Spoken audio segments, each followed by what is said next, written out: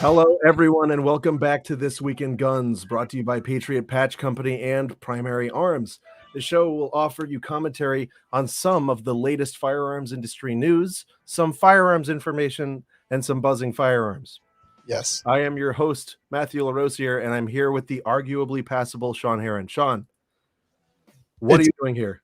I don't know. Go home. I'm trying. I can't find it. I'm old. I'm confused. Sometimes in the beginning intro, you like put the emphasis on weird words, and it cracks me up every time. I know you're doing it on purpose, which is the best part. It's so funny how our language is structured, right? In Yes. such a fragile way that just the emphasis can just destroy whatever you're saying. It's wonderful. I love it. Yeah, I do like that, and it's an interesting thing that the audience doesn't want a linguistics lesson. I'm sorry, I was about to nerd out. Yeah, they're like, oh fuck, unsubscribe. Jeez, yeah, unsub. My bad. Quickly, let's do something that they like. This thing, they like this. Hey. Primarily Arms. Yay! It's our friend. They are nice to us. We love them. Yeah, it's end of summer sale. We just got to spend time with them. Yes, we were just in Texas at the Primary Arms Range Day. Yeah. And, unlike some other organizations, they don't cancel at the last minute. Yeah, it's so weird. Shawn, you're frozen again. Oh, man. At least I look happy. Yeah, you do. You look like you're having a great time. But I actually, speaking of great times, I had a great time there. I did too. It was actually a lot of fun, man. It was brutal. It was. Humidity. And all your friends ditched you too, so you had to hang out with me. No, I literally went there to hang out with you. It worked out just fine. Yeah, it did. But we had a great time. We shot some, not all of the vendors were there, which was a little disappointing, but there were still some pretty neat things to shoot. Like I shot the CMMG Banshee full auto. Yeah, I shot a full auto Mutant. That was, man, that sucker was fast. I was not expecting that. They are awesome. I do love those actually. Did you get some time at the Primary Arms booth? I did, and they had all of the optics, and you know me, how I am. The way, yes. Iron sights, yeah. But I will tell you, over there were so many new and interesting optics that I was tempted. I'll tell you that much. I was tempted. That's crazy. Yep. I was like, can I fit one of these on an AK? And they were like, go away, weirdo. But you totally can. But you can if you get a side mount with a top rail. So let's take a look. Let's take a look at what they got. Okay. Let's do that. So what was that one that was really slick? That kind of prismatic one they had? Was that the prism sight? Mm-hmm. Yeah, that's the GLX. GLX. Let's see if they got it on their internet. Oh yeah! Wow. Look. This is the one you need, the 545 reticle. Dude, it is so funny that I literally was out at the range filming for that optic today. It's so funny. That's the one that you picked. Yeah. So I actually do have that one. It is the GLX 2x prism. Eye relief was a little bit finicky. Okay. But I do like the reticle. It's got the ACSS CQB 556 reticle. Mm-hmm. So it's got 545 reticle. Bullet drop. It's right here. It has that as well. Yes. You need that one. It's got the bullet drop compensation hashes and ranging hashes and stuff like that. I definitely think that I like it. It was bright enough. Colorado sun, full sun, no clouds in the sky. And I could definitely see the red reticle a lot. So it was pretty cool. Yeah. Pretty good. And $369.99. That's a very fair price for a magnified low power optic like that. I mean, like I really liked it. I thought it was really slick. It was really low profile, and I thought it was super clear. And especially if you're someone like me who's disabled and has an astigmatism, a prism sight makes a lot of sense. And 100% agree, because I have astigmatism too, and prism sights are where it's at. So everyone needs to buy one. Definitely. Make sure that you put in the order notes 545 reticle, please.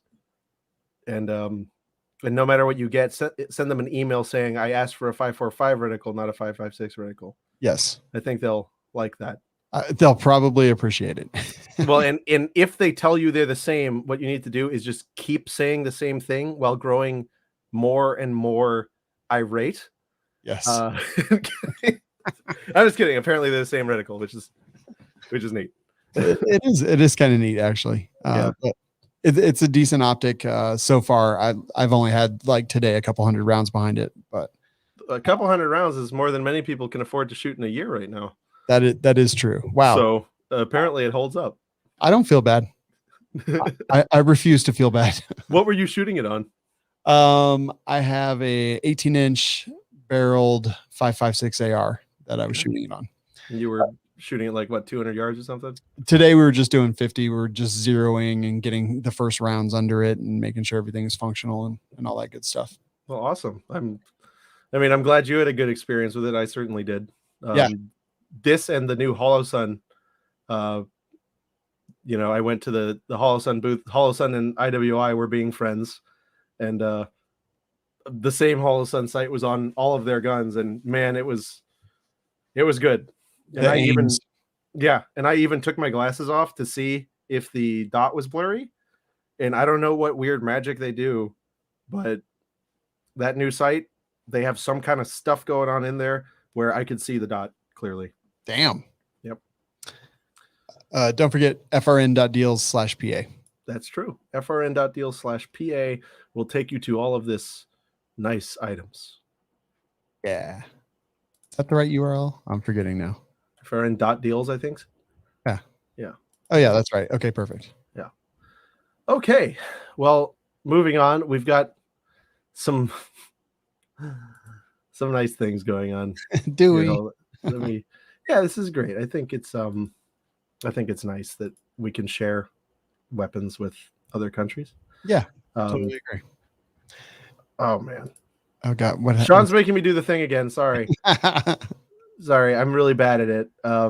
It's my fault. But anyway, yeah, here. Biden administration has they were a little, they were just wanting to be open and honest with us, so they went ahead and you guys might have seen some pictures recently of Taliban fighters wearing gear that might be familiar, right? Yeah. But it's just a coincidence. It really we were helping our allies by giving them, modern weapons. Yeah. Oh crap. They're not our allies. I forgot about that. Well, yeah. Do we even have allies? I mean, not so many anymore. Have we had allies for the past 80 years? Or have we just kind of been the big guy in the room swinging things? Yeah. But yeah, so this is just so, and I know all of you gun guys out there were looking at the pictures coming through, what was going on in Afghanistan. Terrible stuff, right? And we talked about it before, but a lot of you were like, well, geez, I recognize that stuff. Yeah. Right. So this Forbes article says, according to an admission obtained from the State Department, Biden officials recently directed federal agencies to scrub their websites of official reports detailing the $82.9 billion in military equipment and training they provided to the Afghan security forces since 2001. The scrubbed audits and reports included detailed accounts of what the U.S. had provided to Afghan forces, down to the number of night vision devices, hand grenades, Black Hawk helicopters, and armored vehicles.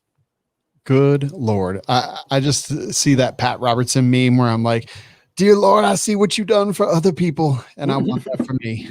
And I want that for me. Yeah, just a paltry 350,000 AR style rifles, 60,000 medium machine guns, and 25,000 grenade launchers. It's just a pittance, really, a drop in the bucket. It's weird that they would scrub that from, government websites, isn't it? Like, you would think that it would. What do you mean? It's a sign of all the success that we've had in Afghanistan. Like, look, we gave them all these arms and training and whatnot. And to be clear, this is not what we've given to the Taliban. No, that's additional. This is just what we've given to Afghanistan because we are their ally, right, in our imperialist takeover of their country. Yeah. The unified nation of Afghanistan, which exists apparently, yes, because we made it. $82.9 billion, man. $1 billion. And that's the thing, is that when like 60% of our budget is on missiles, bombs, and various means of delivering them, you know, you can't be surprised when nonsense like this happens. You know, I've always, you know, a wise man once told me, if you play the idiot game, you'll arm your enemies. So something prize. That makes total sense. But yeah, I mean, it makes sense that they would try to scrub that information, but we could still get that under FOIA requests, is my guess, right? Yeah, in 3 to 5 business years, Exactly. I'm sure we could. It's going to be 3 to 5 years full of Yeah. business days. Perfect. We're Mm. excited. We're excited.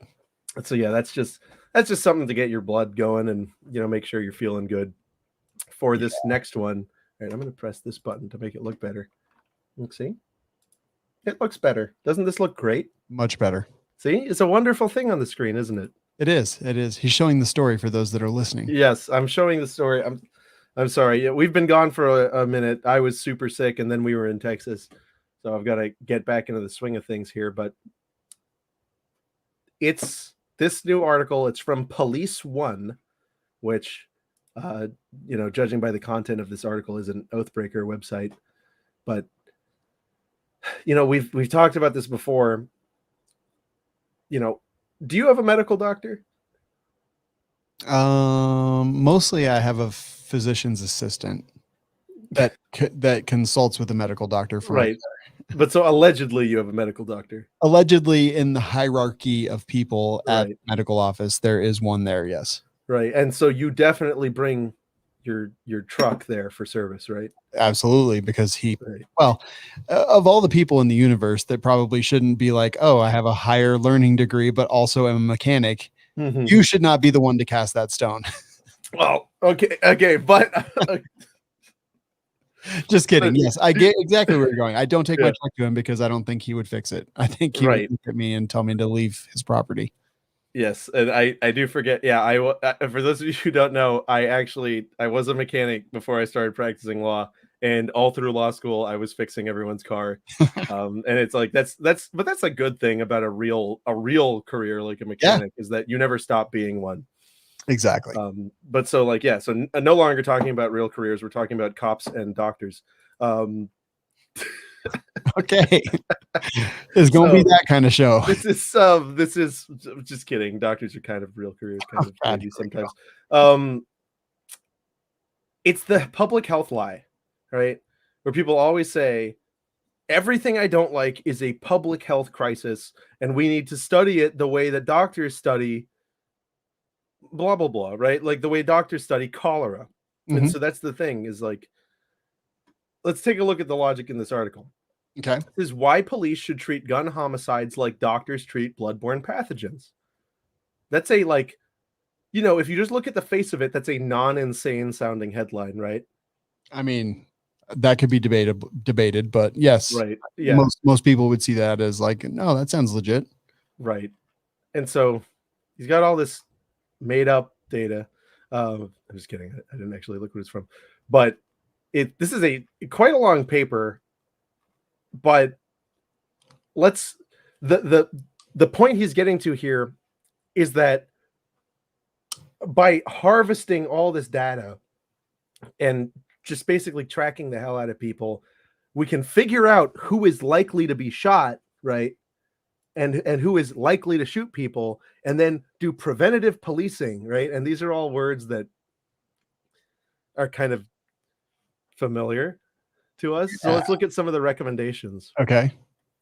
Improve systems and subsystems that align contemporary policing to combat violent crime in a fair, equitable manner that restores trust, confidence, and legitimacy.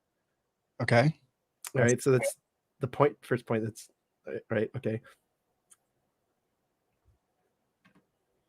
Do you know the memes that they say on, you know, the like racist memes that they say with the percentages?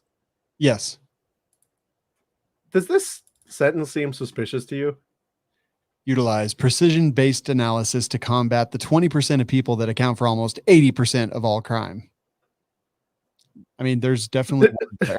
Yeah. That's suspicious. Very Um, suspicious. yeah. So it's thought crime, or association crime, um, stuff that's going on here. Like, They should call this the Minority Report. consider innovative hotspot policing approaches based on evidence-based policing. Is it just me or Hotspot. is this racist as hell? This is like, it's literally just like, hey, we go to the place that let's go to that community that we have systematically locked into the gutter, and force out of the normal labor market so that they have no choice but to engage in underground activity, and just sit there with our nightsticks and hit them really hard. So let me go to the other side of this. Like 80% of all crime is committed by 20% of the For people. sure. Like absolutely, that's not untrue. Hotspot policing like does make a little bit of sense, and I think in the gun world we're like, hey, like stop making the rest of us pay for the things that a small percentage of us do. And if that small percentage of people are doing the bad thing in a specific area, like does it not make sense that instead of like patrolling the entire city 24/7, that they would focus more attention, manpower, and resources in that area where most of those crimes are being committed? Right. So I mean that makes sense. That's rational, That's right? rational. And so it's hard not to like poke on these people, right? Because Yeah. we know what's underneath the layer here. But I will say there is some really not awful things that this guy is saying in this paper. Well, and then there's some really off. So measure outcomes such as crime reduction instead of output such as arrests, citations, and prosecutions to test and compare interventions to see if they're having an impact. Wow, that's awesome. Yeah. Right? That's great because they usually just go by arrests, and we all know how that works. Yeah. And then we target the most significant drivers and people involved in gun violence, along with the consistent and standard prosecution for the eradication of ghost guns in the hands of prohibited persons. Yeah. So even that sentence I'm kind of okay with towards the end because it's like eradication of ghost guns, which that term makes me cringe. Yeah. But they add in the hands of prohibited persons. Like, sure. Like that sounds great. Well, it doesn't Bad sound great to people. me because how many prohibited people are unjustly prohibited? True. Right. I do agree there. Yeah. But yeah, But also like who uses the term? It's don't if you're writing this and you're wanting it to be viewed objectively, you could use objective language, right? Like when you talk about ghost guns, like to me, when I hear the word ghost gun come out of somebody's mouth, I just immediately think the first thing I think is, I bet you like to be called Spectre or something. Right. Dope Spectre 69. But it's I wish this wasn't so dense because there's a lot here, and there's like some super rational stuff going on, but then also you have to like take a step below, right? You have to take another step down deeper, Yeah. and think about what this is actually going to look like if we follow all these suggestions. Yeah, and that's the thing, right? Like targeting hotspot policing, like that on the surface sounds amazing. We all know that we live in the real world where the practical application of that is like honestly a form of oppression. Right. And he recognizes this, right? So in addition to policing violent places, the profession would be served well to invest in those disenfranchised communities. This approach is most effective when focus and fairness are paired with balance, which is fundamental to combating place-based gun violence. All right, so awesome. All right, guys, go after, we're focusing on gun violence. Ghost guns are a huge problem. We're going to be targeting ghost guns, prohibited people. Be sure to use focus and fairness and balance. Yeah. Which of those words were operative? Right. Go after ghost guns.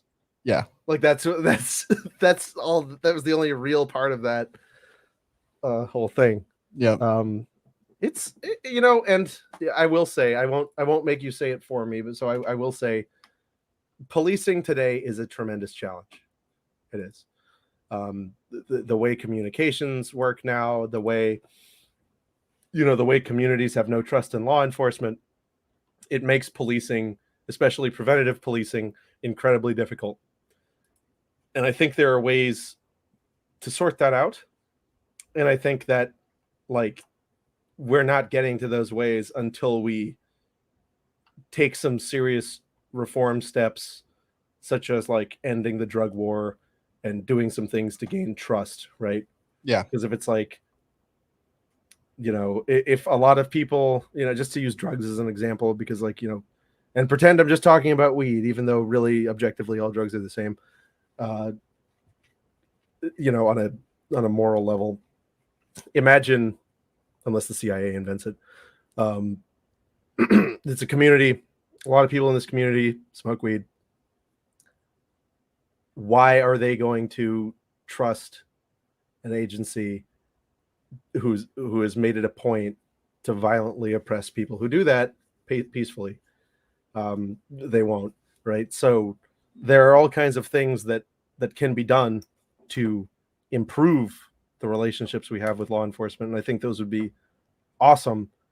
But it seems like people like this gentleman just want to be like, no, we can keep all of our fun toys if we just do it fair. Yeah. Absolutely. What does that say for for all of the young men that are sitting in prison who like never actually hurt anybody? Doesn't say much. Nope. So this is an interesting paper, though. It is interesting. And you know what? I don't usually recommend y'all click on links because that gives the bad people the good chemicals. But this is a thought-provoking thing. It is. So check it out. Check it out. Yeah, I agree. Yep. I think it's like, I think ultimately I'm against it because they say a lot of the right things, but it feels to me like they are trying to say the right things instead of actually believing the things that they are saying. Well, it's a talisman, right? Yeah. Fairness. Okay. Yeah. Let's see. Today we already have many of the solutions we will employ in the future, but we must endeavor to safeguard civil liberties and privacy while implementing them. I feel like with the tenor of the entire paper that is just a thing, exactly, a talisman. Mm-hmm. No, I'm respecting your rights. See, look, ding. Exactly. I highly recommend people check it out. Yeah. If anything, I'm not gonna, give it an overwhelming, review of it. I'm just saying, it's good to know how these people are thinking, and it's good to, if you agree with them, it's good to read how they're thinking, how they're getting to it, and be critical about it. If you disagree with them, it's good to know why, why they're thinking the way they are. Yeah, totally. So yeah. Next up, another really good thing. Okay. Ready. Good. Ready. Press the buttons. So what's a big problem for you personally? Butt sweat, really. Probably one of the biggest things that I deal with. Okay. No blood when you wipe? No. All right, that's just sweat. All right, just sweat. That's fine. Yeah, it's not inner sweat. It's outer sweat. Oh, that's okay. Yeah. I understand. What about 3D printing guns? Did you say problem? Yeah, it's a big problem for me. No, I think I keep buying parts kits. Yeah, that is true. And actually sometimes I have to print things twice because I didn't do it right the first time. Yeah. So yeah, you're right. It's a huge problem. It's a huge problem. What should we do about it? Something. Registered trademark. Let's go to that. Go to that other article where we endeavor. Do something. Registered trademark. So this is great. A couple of wonderful people, Ted Deutsch of my home country, Florida. Sounds like a douche. Total pile of garbage. And Senator Ed Markey, which we've read about him many times in the gun space. Yeah, I actually liked his son, Biz Markey. Nice.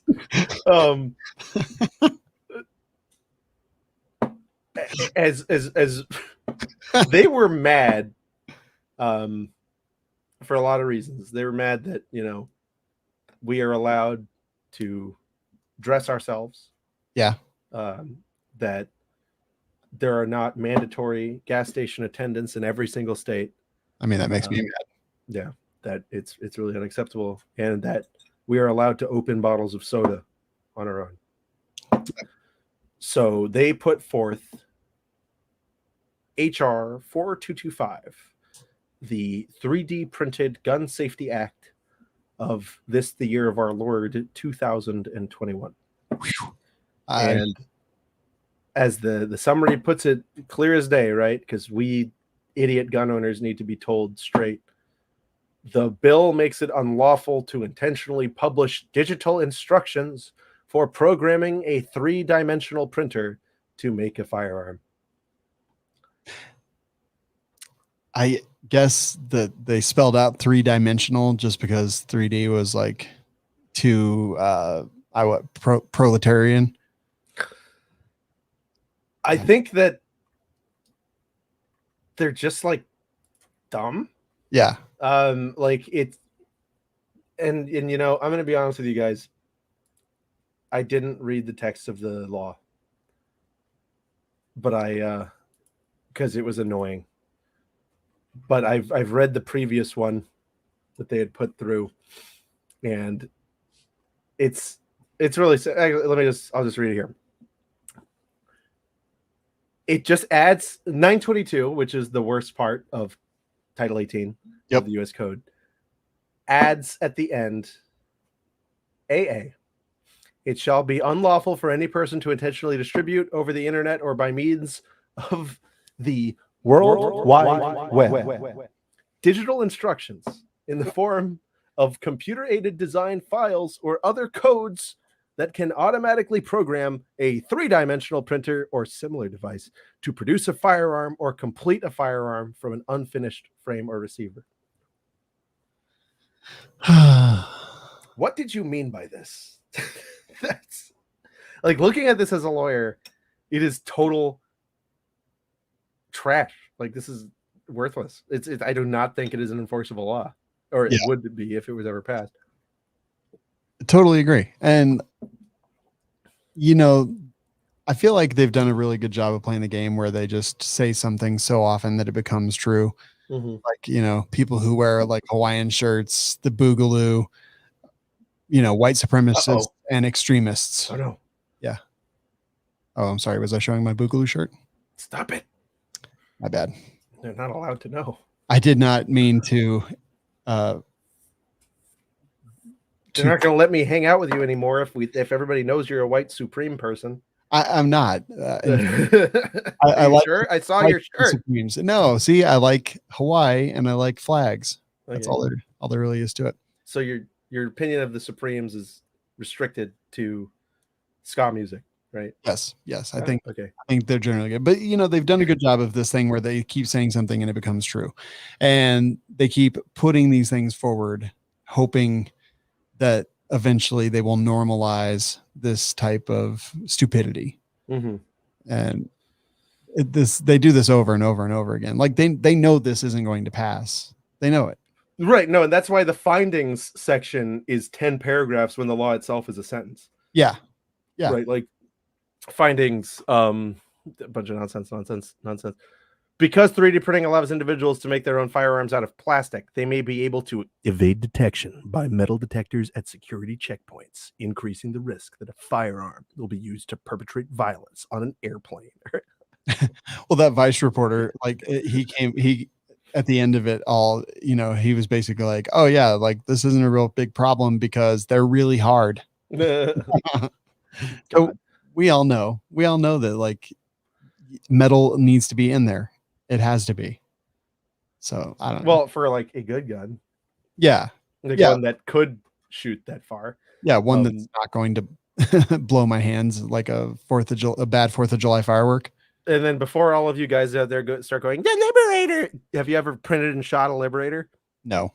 Right. No one has. Well, I know a lot about the people who have, and you had to print them out of, I think it had to be ABS. There was all this post-processing you had to do, and you were still lucky if you got a round off. And so there's tons of people who did PLA Liberators thinking, oh yeah, this is it. This is the thing. Oh boy. The thing doesn't work, dude. Like there are some mostly printed designs that work, like the wash bear. But we're talking about, that has barrel liners. Like that thing would set off a metal detector, Yep. generally speaking. Sometimes my hair sets off a metal detector. I can't explain it. It's because you're a metalhead. that might be true. I am actually. But yeah, this whole thing. What kind of metal? All of it. You like Iron Maiden? Yes. Cool. I didn't know that about you. Yeah, of course I do. Good. I was listening to Iron Maiden. I played hockey on Sunday, and they left the music playing, and it was just like an Iron Maiden's best of CD. It was amazing. Yeah. I went the last time they were in Florida. Love them. If you don't like Iron Maiden, unsubscribe right now. Told you. But yeah, just all of these findings. Firearms tracing depends on the ability to identify firearms based on their serial number. Actually, it does. Okay, I'm going to get to that. Traditionally, when a firearm is manufactured domestically or imported from abroad, it is engraved with a serial number and markings that identify the manufacturer, importer, make blah, blah, blah, blah. Firearms made by unlicensed individuals with 3D printers, however, do not contain genuine serial numbers. Not genuine serial numbers. Like, what defines a genuine serial number? So this is the fun thing, right? And like, I've had a lot of people arguing with me, and I'm sure y'all out there, when you engage with plebeians on the street or whatever that are like, they don't have serial numbers or whatever, or even some of you might be concerned about the lack of a serial number on a homemade gun. Let me just, on ATF's own website, when they talk about the trace system, which is what, like, their whole point here is, we need to get rid of ghost guns, Spectre, because we need to be able to trace guns. The trace system can most times trace a gun to its first retail purchaser. Yep. So how the trace system works is, basically, since 1968, they can depend on manufacturers to keep a book of all of the serial numbers they made, and then it's logged into your book and then logged out to the distributor or dealer that you send it to, or the person that bought it from you.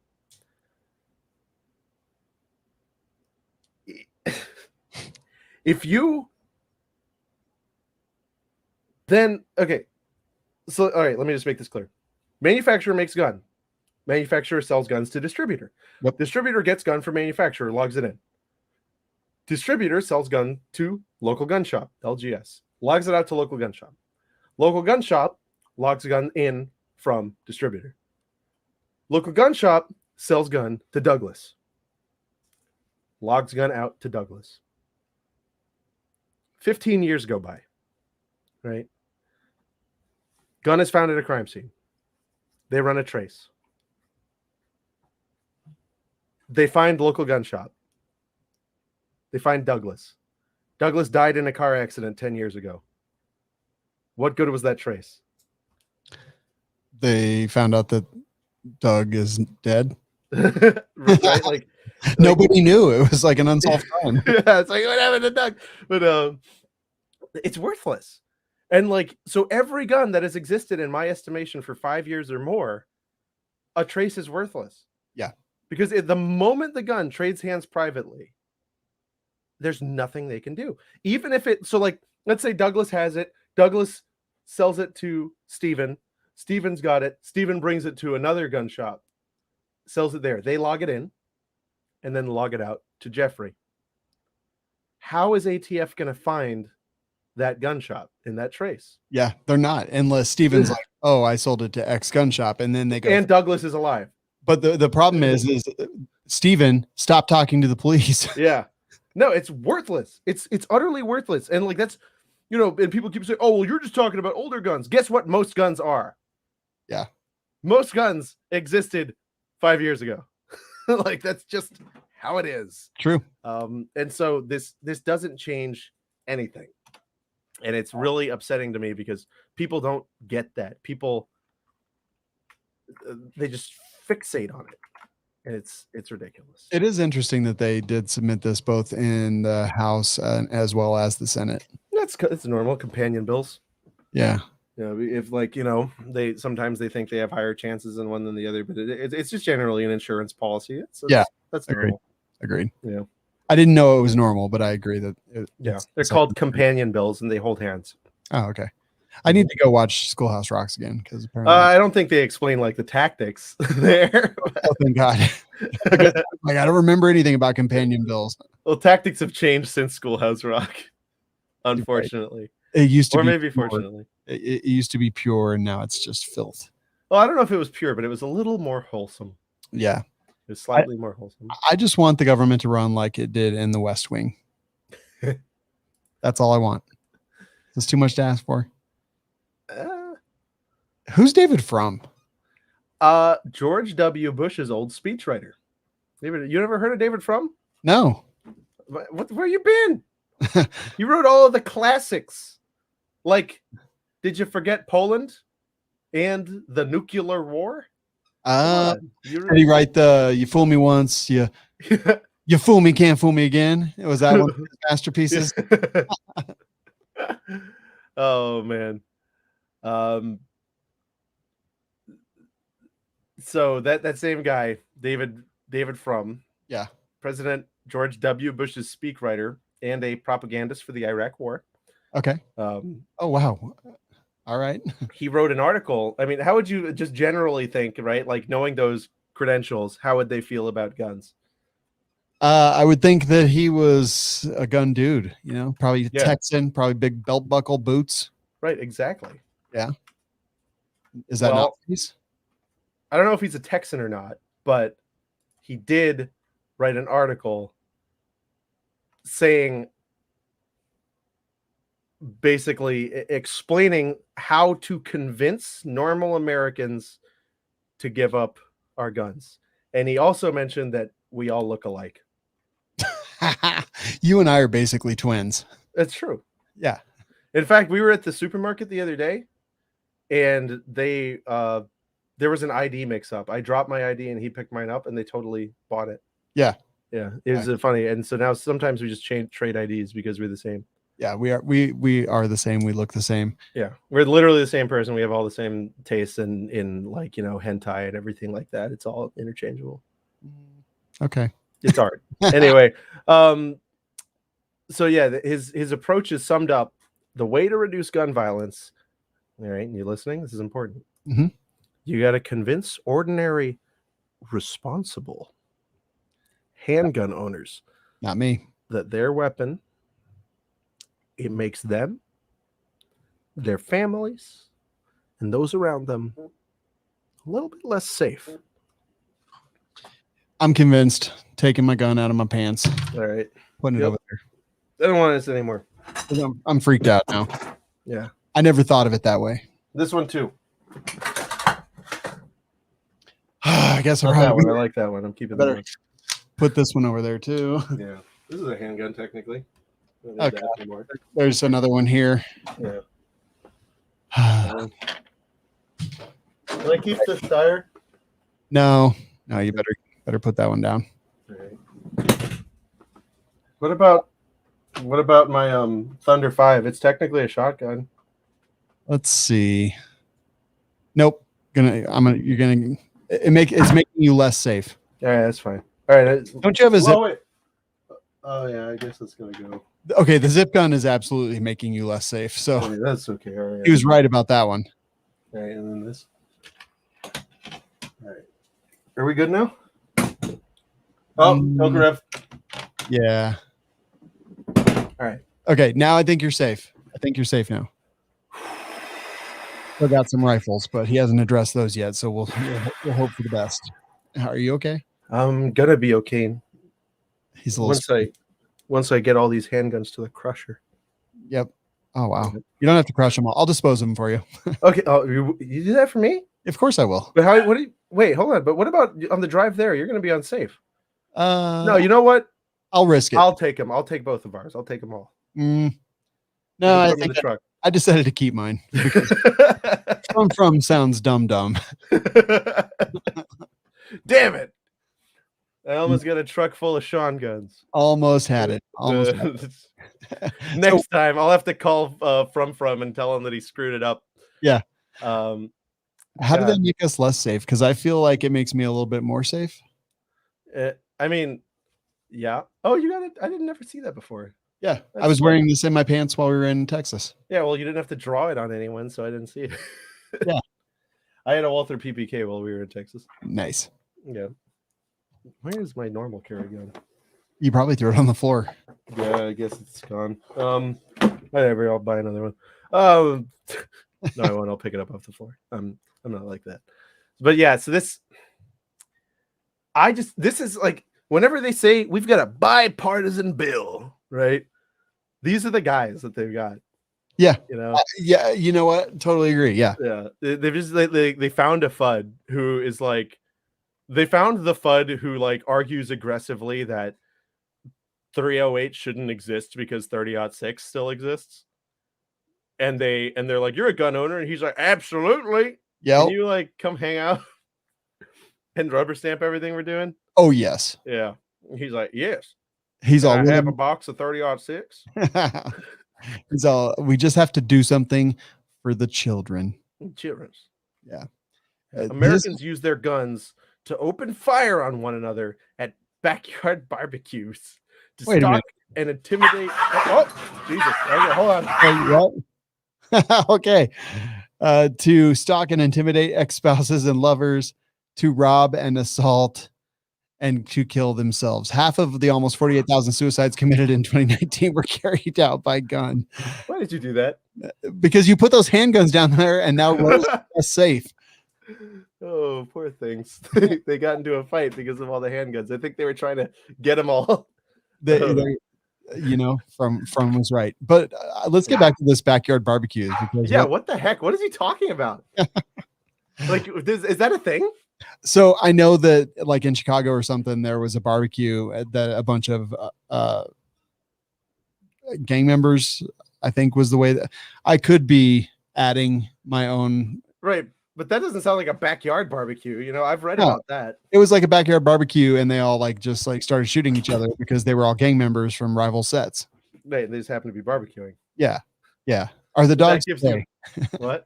Are the dogs okay? Yeah. Yep, they're fine. First time in the history of podcasts that we have had illegal dog fighting. They are both resource guarders, and so I think they saw a bone like that they were totally uninterested in earlier, and now we're very interested in. Yeah.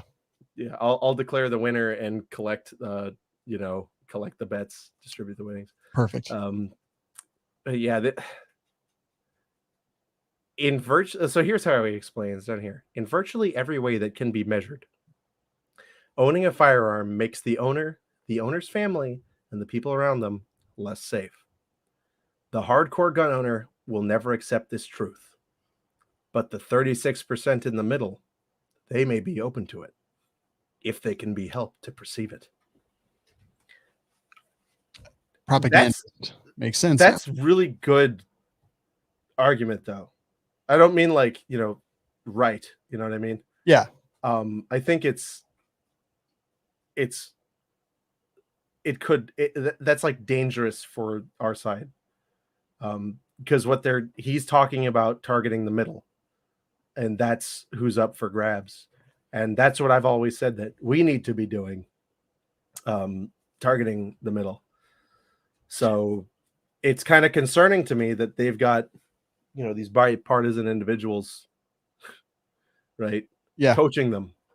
And he's like, oh, but I wrote speeches for George W. Yeah.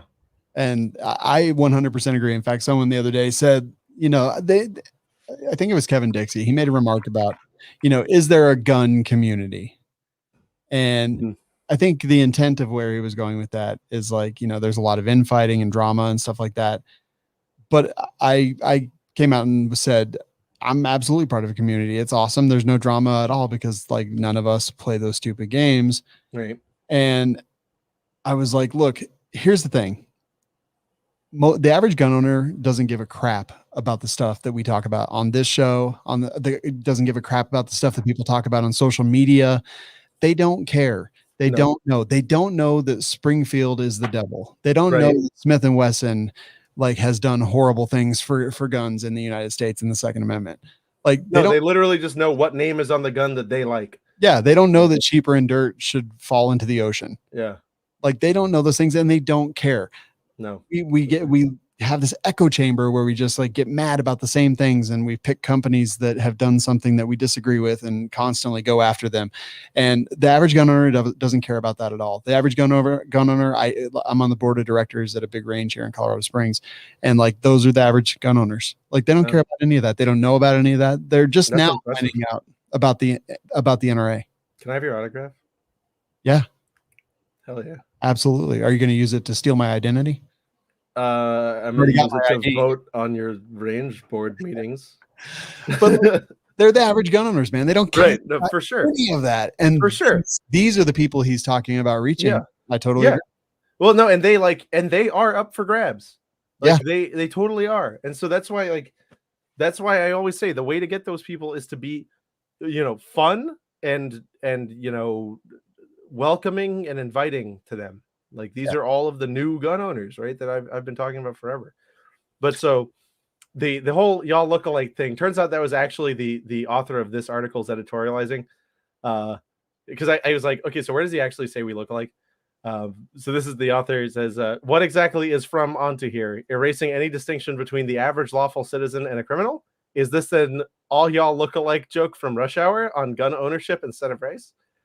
So I think that's an apt comparison by Mr. Ranjit Singh. But is that who wrote this? That's who wrote this Bearing Arms article. Also said his editorial is, I'll eat a piece of Niger yellow cake before I believe that the gun is a lie, David. Okay. I now hate both of these people. Yeah. Okay. No, this guy's not funny. And I don't like the headline because he made me feel a little stupid. No, I get it. But I will also say that this From guy, he mentions vaccinations and minutely possible side effects. And yeah, I agree. This is a concern. This guy is a jerk. And also the like intersectionality there is just like terrible. Like this whole thing is just nonsense. So charlatan, ignore him. Yep, exactly. That is my command to you, listeners. Do so and be merry. Ignore the charlatan. Have a good time. Buy a new gun. Buy 2 new guns, because if 1 makes you less safe, 2 will make you more safe. Yeah, that's true. They cancel each other out. It's kind of like left turns. Exactly. I think. No, you need 3. That's the rule with guns. You need 3. Yeah. If you don't have them, I don't even want to know you. All right. So last up today, we've talked a lot of times, right? Especially with the whole pistol brace thing coming up, which the comment periods are now closing. The whole thing about SBRs being regulated is insane, because SBRs were only regulated to prevent an end run around a handgun ban that we never actually had. Right. So now Giffords has like accidentally pointed this out with their Bird app words, right? They posted this on Bird app. AR pistols turn hold on. Sorry, that like turn pistols made my brain boil, because it's like, what do you mean it turns? It is AR pistol braces turn pistols into short-barreled rifles, concealable like a pistol, but with the firepower of a rifle. But they're not regulated like short-barrel rifles, posing a dangerous public threat. Tell the ATF to regulate pistol braces. I mean, I'm glad that they did use an actual illegal firearm in their picture. Right. A pistol. Well, I don't know. That could be 26 inches. I guess so, but it's a pistol with a vertical foregrip. Yeah. Yeah. Yeah, this is dumb. Like, where are you going to conceal that exactly? Well, but that's the other thing. It's like, hold on, you said it concealable like a pistol. You mean the thing that we have a constitutional right to have? Yeah. Yep. Yeah. The thing that everybody has. Like, and also the brace does not make it more concealable. No, effectively makes it less concealable. So this just, it points out the insanity. The point of the regulation was concealability. If AR pistols are okay, making them even bigger should make them even more okay. Like, it has nothing to do with shouldering or anything. That was just one of the many definitions that they had there, which was calculated to eliminate handguns, chiefly. The other things were there as an end run, right, to prevent people from getting around the handgun ban. And like, I feel like this is Gifford saying the quiet part out loud. You know what I mean? 100% agree. It's almost like anyone who would write something like this must be missing part of their brain. Don't be mean and insult people who are missing brain bits like that. They are much more able to like regulate their affairs and do things in a normal way. And honestly, like a pistol brace would be great for somebody who is disabled. Yeah. Or somebody who wants one. I don't care. Why? Why care? Yeah, exactly. Like, yeah. Of all the dumb stuff. Oh, you know what? Just as a little quick thing, just because this, might be different next week. What do you think of that? And it was on Primary Arms. That new force reset trigger that's there, the wide open. Is that the Fart 15? No, that's the rare breed. Oh, there's another one now. Which one is that? It's called the wide open, the WOT. Oh, you said that. Yeah. But I didn't actually know what you were talking about. Why? What do you think of that? People are gonna want to hear about that, I feel like. Was that at the range day? God no. Oh, okay. No, I shouldn't say God no. It's made of hard on. It's made of hard on steel.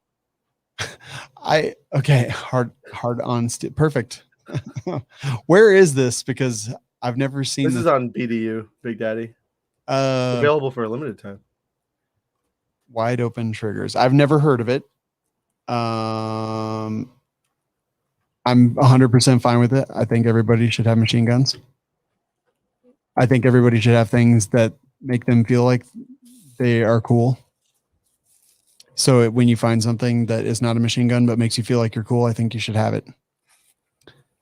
I think everybody should have whatever they want. Hard reset trigger. They got a patent pending spring carrier. Oh, hey, okay. This is literally a ripoff of the rare breed. Yes, and I kind of wonder how I'd be interested to see how they get around the patent. They're like, oh well, rare breeds in enough of a mess right now that they definitely won't be able to sue us for infringing on their patent. They're busy.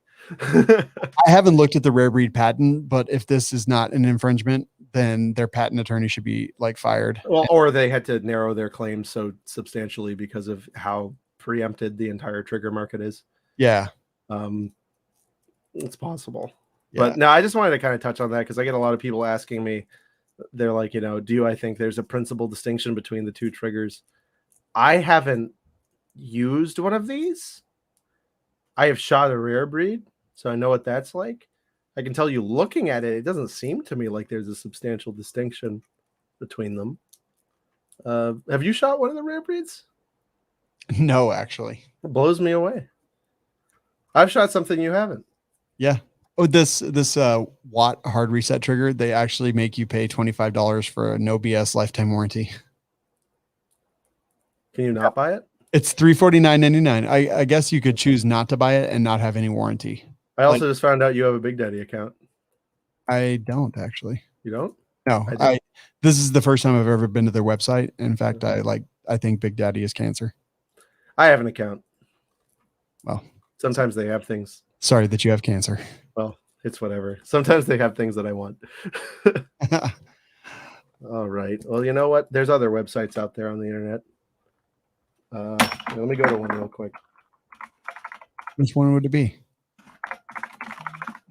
It's one of our favorite ones. Nice. Now I want to get one of these triggers in. Why not? I mean, I totally should. What's this? What is patriotpatch.co? What's that? That's what that is. Patriotpatch.co. Yeah. They got patches here. What? Look. Ooh. Oh, okay. That's pretty cool. Super exclusive. It's Lady Liberty with dual tube nods, and what looks like a Roland Special inserting a magazine. Yeah, it is. She's definitely got nods. She's got Peltors, and no morale patch on her plate carrier, which I like. Tells you that she's all business. All business. Yep. That's actually pretty cool. They sent me some tens. They have like little tens, wall hangings. Really? That I've now hung around the office because they're very nice. They're very nice looking. Patriot Patch Company has an Amazon store. Yeah, I clicked it. It took me to Amazon. Amazing. I roll my own. Ironic. I actually used to have one of those shirts. I loved it. Oh, really? Yeah. It's cool. Oh, well, and there it goes. But, and there's the script. Not the script. Show notes. Show notes. No, it's Patriot Patch Company. They do make awesome patches. They even make glow in the dark on occasion. It was funny just last night, as I was turning off the lights to go home in the studio, I saw several glow in the dark patches on the wall. That you didn't know were glow in the dark? No, I think I had known at one point. I just kind of forgot. It was kind of cool actually, just seeing them glowing there on the wall, looking at me spookily. I didn't know that. I didn't know they had glow in the dark ones. Maybe I haven't been a member long enough to get one. Yeah, there's one that's ghost gun, and it's a ghost with a big old huge AR-10 and a grenade. I thought you were going to say something else. A big old huge erection. We're saying the quiet part out loud. Yeah, that's whatever. It's fine. No, it's awesome. But yeah, TWIG 10 is the coupon code. Yep, that's your coupon code. It's TWIG, like you find on the road. 10. And check them out, guys. You can get all kinds of neat patches and different things on there. You can join the Patch of the Month Club, get a new and interesting thing every month, and it just makes you feel good. If you don't have any friends like me and you just want to get letters, it makes you feel like you got a little pen pal, except instead of a note, it's a little PVC bingle. Yeah, it's like Columbia House, but you pay for it in advance, and exactly, you can't send it back even if you wanted to. Yeah, that's true. Yeah. Yep. Cool, man. We're out of practice. We need to get back in practice. Yeah, that's fine. I think we did good though. Oh yeah, we did amazing because I'm proud of me. Yeah, we're amazing human beings. Yeah, we're the best. Literally. That's what our mom said. Yeah, when we asked them last time. Mine didn't. Oh, yeah, mine didn't either. Actually, she said I'm the worst. Yeah, she said that I should really rethink whatever I'm doing. She said KYS. I don't know. I think I was playing against your mom on internet video games the other night. You may very well have been. But awesome. Yeah. So are you going to Georgia next month? Yes. Okay. Well, I will get to see you again. So we better record 72 episodes between now and then. Right. Yeah, exactly. Or we could actually, I thought it would be neat if we could record something there. I will be bringing recording stuff. Okay. So this is a thing that we can do. Right. Yeah, we should do that. Let's definitely do it. All right, guys. Later, skaters. Deuces.